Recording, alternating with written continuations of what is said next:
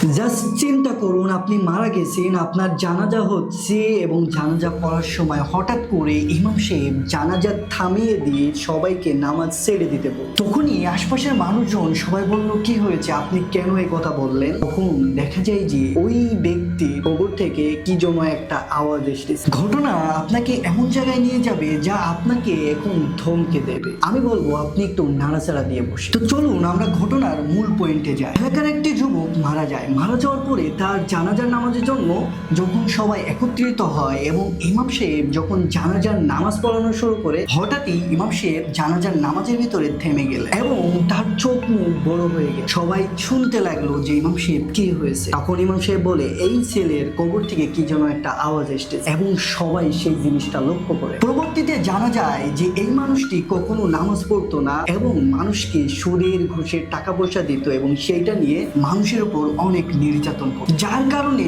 তার কবরে এখনই এই ধরনের আযাব শুরু হয়ে গেছে। দেখেন, রমজান মাস আসে আমাদের পরিবর্তনের জন্য। এই মাসে যদি আপনি নিজেকে পরিবর্তন না করতে পারেন তাহলে আপনার মতন হতভাগা আর কেউ নাই। আপনিও কি চান আপনার জানাজার নামাজ যখন শুরু হবে ঠিক সেই সময় ইমাম সাহেব জানাজার নামাজ থামিয়ে দিক? যদি আপনি এটা না চাই তাহলে আজকে থেকে আমাদেরকে পরিবর্তন হতে হবে। রমজানে কারোর পরিবর্তন নিয়ে কখনো হাসাহাসি করা যাবে না। পরিবর্তন বলে কয়ে আসে না, পরিবর্তন আসে আল্লাহ তাআলার থেকে। তাই কারোর পরিবর্তন দেখে হাসাহাসি বন্ধ করো, নিজেকে নিয়ে ভাবো আপনি যখন মারা যাবেন তখন কি হবে। এই ঘটনার একটা সময় যে সবার গায়ের লোম দাঁড়িয়ে গিয়েছে, কেউ কোনো কিছু বুঝতে পারছিল না। ভাইয়েরা, মৃত্যু শুধু শুরু, আসল শাস্তি তো কবর থেকেই শুরু হয়। আপনি, আমি বা যারাই গুনাহ করি না কেন, কোনো ধরনের রেহাই কিন্তু পাওয়া যাবে না।